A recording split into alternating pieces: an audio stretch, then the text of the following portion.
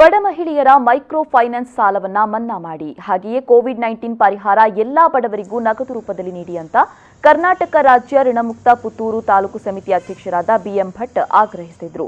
ಅವರು ಮಿನಿ ವಿಧಾನಸೌಧದ ಎದುರು ನಡೆದ ಪ್ರತಿಭಟನೆಯಲ್ಲಿ ಮಾತನಾಡಿ, ಮೈಕ್ರೋ ಫೈನಾನ್ಸ್ನವರು ಈ ಕೊರೋನಾ ಸಮಸ್ಯೆ ನಡುವೆ ಮನೆ ಮನೆಗೆ ಬಂದು ಬಡ ಮಹಿಳೆಯರನ್ನ ಸಾಲ ವಸೂಲಿ ನೆಪದಲ್ಲಿ ಹೆದರಿಸುವುದನ್ನು ತಡೆಹಿಡಿಯಿರಿ ಮತ್ತು ಬ್ಯಾಂಕ್ಗಳು ಬಡವರಿಗೆ ಸಾಲ ನೀಡಿ ರಕ್ಷಿಸಬೇಕು. ಉದ್ದೇಶರಹಿತ ಕಾನೂನುಬಾಹಿರವಾಗಿ ಅಧಿಕ ಬಡ್ಡಿಯಲ್ಲಿ ಸಾಲ ನೀಡುವ ಮೂಲಕ ಬಡವರ ರಕ್ತ ಹೀರುವ ಕೆಲಸ ಮಾಡ್ತಾ ಇದೆ. ತಕ್ಷಣ ಸರ್ಕಾರ ಮಧ್ಯಪ್ರವೇಶಿಸಿ ಸಾಲದಿಂದ ಋಣಮುಕ್ತರನ್ನಾಗಿ ಮಾಡಬೇಕು.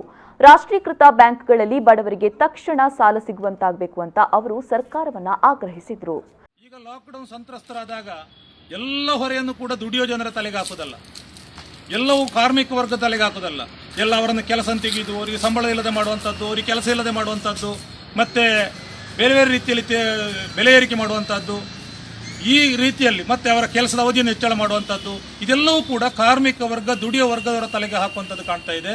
ಲಾಕ್ಡೌನ್ನಿಂದಾಗಿ ದೊಡ್ಡ ರೀತಿಯ ಸಂಕಷ್ಟಕ್ಕೊಳಗಾದಾಗಿ ಸಂತ್ರಸ್ತರಾಗಿದ್ದಾರೆ ಅವರು. ಸರ್ಕಾರದ ಜವಾಬ್ದಾರಿ ಇದೆ ಅವರನ್ನು ರಕ್ಷಣೆ ಮಾಡುವಂಥದ್ದು. ಆದರೆ ನಮ್ಮ ಬೇಡಿಕೆ ಮುಂದಿನ 6 ತಿಂಗಳಿಗೆ 7,500 ರೂಪಾಯಿ ನಗದು ಪರಿಹಾರವನ್ನು ಬಡ ಲಾಕ್ಡೌನ್ ಸಂತ್ರಸ್ತರಿಗೆ ಕೊಡಬೇಕು ಅಂತ ಹೇಳುವಂಥದ್ದು ಒಂದು ಬೇಡಿಕೆ. ಅದೇ ರೀತಿ ಕೇರಳ ಸರ್ಕಾರ ಮಾದರಿಯಾಗಿದೆ. 10 kg ಅಕ್ಕಿ ಸೇರಿದಂತೆ 14 ಅಗತ್ಯ ವಸ್ತುಗಳನ್ನು ರೇಷನ್ ಮೂಲಕ ಕೊಡಲಿಕ್ಕೆ ನಮ್ಮ ರಾಜ್ಯ ಸರ್ಕಾರ ಕೂಡ ಕ್ರಮ ಕೈಗೊಳ್ಳಬೇಕು ಅಂತ ಹೇಳೋದು ಒಂದು ಬೇಡಿಕೆಯನ್ನು ಈ ಸಂದರ್ಭದಲ್ಲಿ ಇಟ್ಕೊಂಡಿದೆ. ಅದೇ ರೀತಿ ಲಾಕ್ಡೌನ್ನಿಂದಾಗಿ ಯಾರ ಕೆಲಸ ಹೋಗಬಾರದು. ಈಗ ಶಿಕ್ಷಣ ಸಂಸ್ಥೆ ಆಗಿರಲಿ, ಯಾವುದೇ ಸಂಸ್ಥೆಗಳಾಗಿರಲಿ, ಅಥವಾ ಸರ್ಕಾರಿ ಸಂಸ್ಥೆಗಳಾಗಿರಲಿ, ಪೊಲೀಸ್ ಇಲಾಖೆ ಆಗಿರಲಿ, ಈ ಒಂದು ಲಾಕ್ಡೌನ್ನಿಂದಾಗಿ ಕೆಲಸ ಕಳ್ಕೊಳ್ಳುವಂಥ ವ್ಯವಸ್ಥೆ ಬರಬಾರದು. ಕೈಗಾರಿಕೆಗಳು ದೊಡ್ಡ ರೀತಿಯಲ್ಲಿ ಕೆಲಸ ಇಲ್ಲ ಅಂತ ಹೇಳ್ತಾ ಇದ್ದಾರೆ. ಈ ಕೆಲಸ ಇಲ್ಲದವರಿಗೆ ನಿರುದ್ಯೋಗ ಭತ್ಯೆ ಕೊಡಿಸುವಂತ ಜವಾಬ್ದಾರಿ ಸರ್ಕಾರ ವಹಿಸಿಕೊಳ್ಳಬೇಕು ಅಂತ ಹೇಳುವ ಬೇಡಿಕೆಯನ್ನು ಕೂಡ ಈ ಸಂದರ್ಭದಲ್ಲಿ ಇಟ್ಟಿದ್ದೇವೆ. ಬಳಿಕ ಸಹಾಯಕ ಆಯುಕ್ತರಿಗೆ ವಿವಿಧ ಬೇಡಿಕೆಗಳನ್ನು ಒಳಗೊಂಡ ಮನವಿಯನ್ನ ಸಲ್ಲಿಸಿದರು. ಪ್ರತಿಭಟನೆಯಲ್ಲಿ ಸಮಿತಿ ಸಂಚಾಲಕ ಎಲ್ ಮಂಜುನಾಥ್ ಭಟ್, ಬದ್ರುನ್ನಿಸಾ, ಶ್ಯಾಮರಾಜ್, ಭವ್ಯ, ಧನಂಜಯಗೌಡ ಮತ್ತಿತರರು ಉಪಸ್ಥಿತರಿದ್ದರು.